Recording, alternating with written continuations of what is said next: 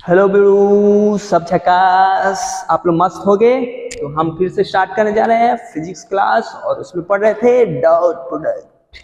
तो dot product में हमने मल्टीप्लिकेशन सीखा, प्रोजेक्शन कैसे करते हैं वो सीखा।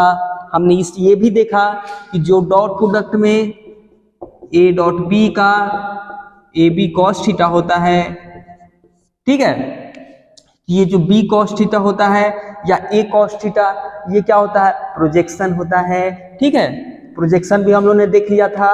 डॉट प्रोडक्ट का और भी जो भी कंसेप्ट था सारा हम लोगों ने सीखा था। आज हम लोग देखेंगे डॉट प्रोडक्ट का प्रॉपर्टीज। तो आप लोग रेडी हो सीखने के लिए डॉट प्रोडक्ट का प्रॉपर्टीज? तो चलिए स्टार्ट करते हैं डॉट प्रोडक्ट का प्रॉपर्टीज। पहले फॉर्मूला लिख देते हैं, ए का मैग्नीट्यूड बी का magnitude cos theta, cos theta. तो फर्स्ट प्रॉपर्टी ये है कि जब दोनों वेक्टर सेम हो, दोनों वेक्टर सेम हो तो आप क्या करेंगे? जब ए वेक्टर हो फिर से ए वेक्टर हो तो इन दोनों वेक्टर का डॉट प्रोडक्ट क्या होगा? इन दोनों वेक्टर का डॉट प्रोडक्ट क्या होगा?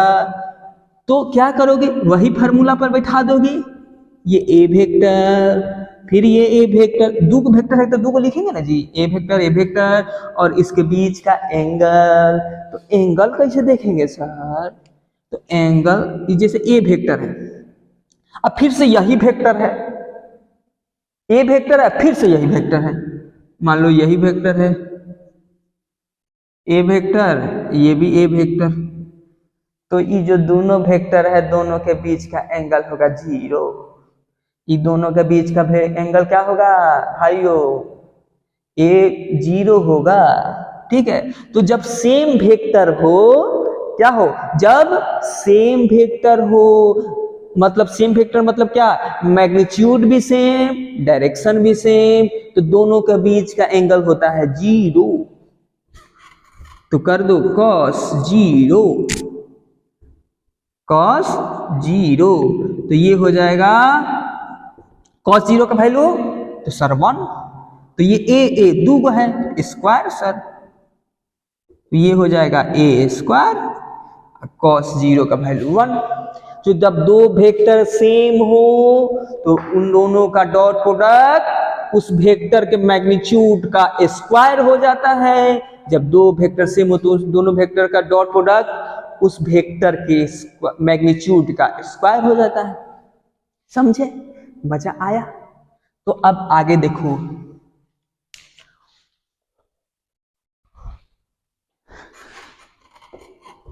अब ये बताओ एक चीज, ये तो समझ गए कि जब दो वेक्टर सेम रहे तो उसका मैग्नीट्यूड का स्क्वायर हो जाता है। ठीक है, तो ये बताओ, ये आई वेक्टर और ये आई वेक्टर, इसका प्रोडक्ट क्या होगा? बताओ बताओ बताओ। तो सर आई वेक्टर मतलब एक्स वेक्टर, तो हाँ एक्स वेक्टर, तो आई ऐसे फिर आई ऐसे। आई जो सर आई के पहले जो लगा रहता है वो कोफिशिएंट होता है ना सर, यहां पर भी 1 है, यहां पर भी 1 है ना। ठीक है, तो क्या हो जाएगा? मैग्नीट्यूड क्या होगा? मैग्नीट्यूड आप कैसे निकालते हो? आई का कोफिशिएंट का स्क्वायर, यही ना करते हो।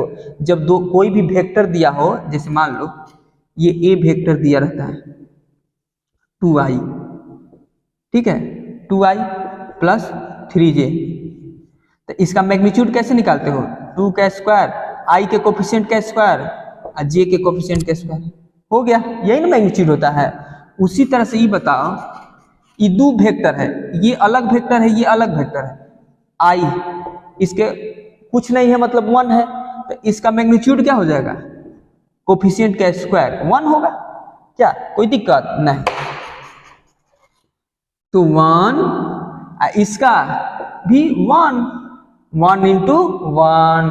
आई दोनों वेक्टर वा सेम है, मतलब सेम डायरेक्शन में है, मतलब इसके बीच का एंगल होगा 0, तो हो जाएगा cos 0।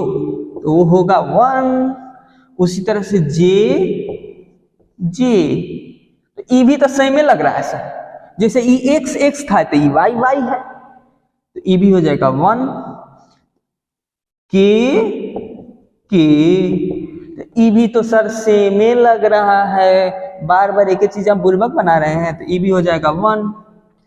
तो जब सेम चीज को, जैसे सेम आई को मल्टीप्लाई करें, जे को मल्टीप्लाई करें, के को मल्टीप्लाई करें, तो ऑलवेज रिमेंबर 1। आई का डॉट प्रोडक्ट, जे का डॉट प्रोडक्ट, के का डॉट प्रोडक्ट ऑलवेज 1 होगा। ऑलवेज क्या होगा? 1। सर ई तो सीख गए सर, सीख गए। तो अब और एक मेरे पास क्वेश्चन है, ई बताओ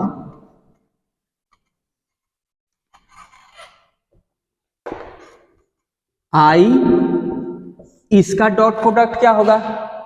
आई वेक्टर डॉट जे वेक्टर,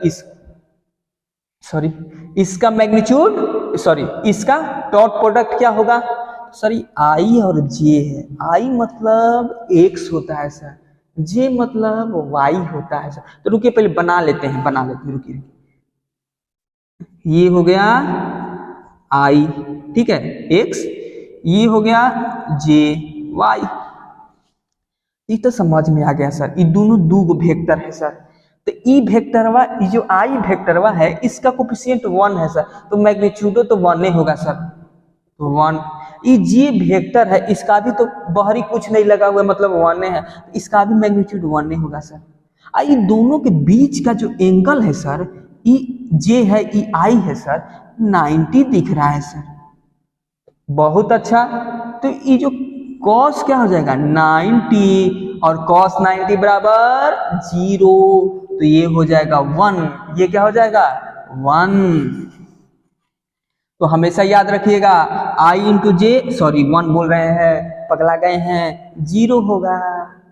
क्या होगा? cos 90 बराबर 0, तो 0 में 1 से मल्टीप्लाई करेंगे तो 0, जे इंटू के, i इंटू जे तो 0, तो जे इंटू के वो भी क्या होगा? 0, के इंटू आई ये भी क्या होगा? 0। तो ऑलवेज रिमेंबर रखिएगा, i into J 0, J into के 0, के into I 0, but i into I dot I, J dot J और के डॉट के 1 होगा। याद रहेगा ना? ठीक है, बहुत इंपॉर्टेंट चीज है, बहुत ही इंपॉर्टेंट चीज है डॉट प्रोडक्ट में। इसको याद नहीं, इसको आप नहीं समझोगे तो कभी भी वेक्टर को आप multiplication, cross product, dot product कुछ कर ही नहीं सकते हो। ठीक है, अब आगे देखते हैं। एक चीज बताए हो,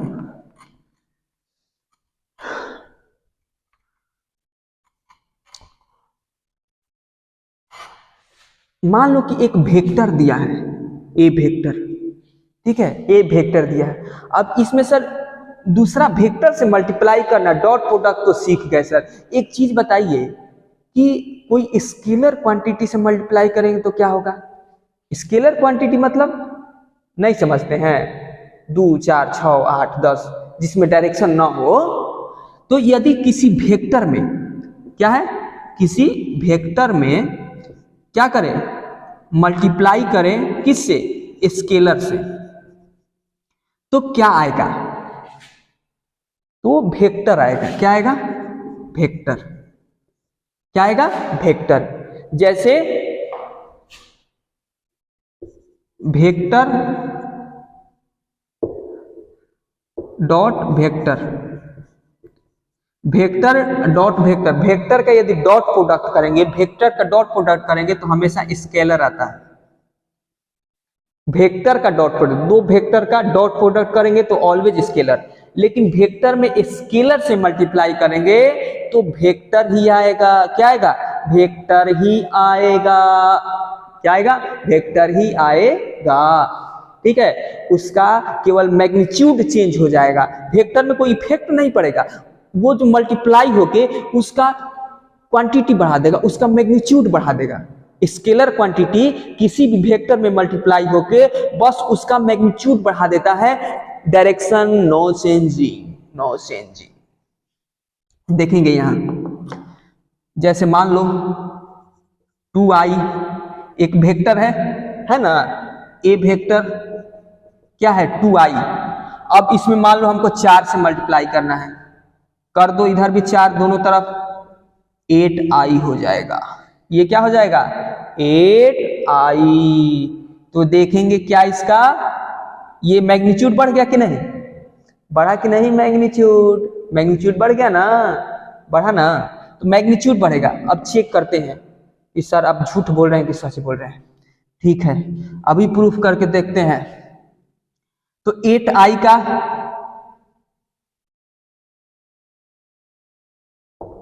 ये 4a वेक्टर क्या आ गया 8i, ठीक है। अब इसमें क्या करते हैं, इसका डायरेक्शन निकालते हैं। इस 4a वेक्टर का यूनिट वेक्टर निकालते हैं। यूनिट वेक्टर ही ना डायरेक्शन होता है, यूनिट वेक्टर डायरेक्शन होता है, पढ़ाया है ना, नहीं पढ़ाए तो पढ़ लो, पीछे के वीडियो देख लो, ठीक है, मैंने बताया है, ठीक है। तो यूनिट वेक्टर कैसे निकालते हैं, तो जो वेक्टर दिया है वो और उस वेक्टर का मैग्नीट्यूड, जो वेक्टर दिया है वो और उस वेक्टर का मैग्नीट्यूड। तो ये वेक्टर 8i है और इसका मैग्नीट्यूड क्या होगा, तो मैग्नीट्यूड सर ये केवल x डायरेक्शन में है, तो मैग्नीट्यूड क्या होगा 8 का स्क्वायर, जो i j k जो दिया रहता है उसका कोफिशिएंट का स्क्वायर, तो 8 का स्क्वायर बाहर निकल के 8 ही आएगा, तो मैंने मैग्नीट्यूड तो 8 ही ना होगा, तो 8i/8। इसका डायरेक्शन क्या होगा i डायरेक्शन होगा। उसी तरह से ठीक है, ये किसका डायरेक्शन है 4.a वेक्टर का, 4.a वेक्टर का। अब जो पहले वेक्टर दिया हुआ था a वेक्टर 2i, इसका डायरेक्शन बताइए। यदि दोनों का डायरेक्शन सेम हो गया तो बोल देंगे कि डायरेक्शन चेंज नहीं हो रहा है, केवल मैग्नीट्यूड चेंज हो रहा है। स्केलर क्वांटिटी का मल्टीप्लाई करने से केवल मैग्नीट्यूड चेंज हो रहा है, डायरेक्शन इज नो चेंजिंग। तो देखिए ये इसमें भी वैसे ही करेंगे। यूनिट वेक्टर निकालने के लिए ए वेक्टर का यूनिट वेक्टर निकालने के लिए क्या करेंगे 2i अब बटा मैग्नीट्यूड 2i। देखो ये भी i, ये भी i, direction is no changing, unit vector is both same, इसका भी सेम, इसका भी यूनिट वेक्टर सेम, केवल मैग्नीट्यूड चेंज हो गया। तो स्केलर क्वांटिटी जब मल्टीप्लाई करते हैं वेक्टर में तो direction is no changing, only change क्या मैग्नीट्यूड इंक्रीज कर जाता है स्केलर क्वांटिटी के मल्टीप्लाई करने से, ठीक है। उसके डायरेक्शन में कोई चेंज नहीं आएगा। तो ये रहा प्रॉपर्टी, और जो प्रॉपर्टी बचा है उसको नेक्स्ट क्लास में एक्सप्लेन करेंगे, ओके, ठीक है। ये वीडियो अच्छा लगा हो तो लाइक करें, सब्सक्राइब करें। जय हिंद।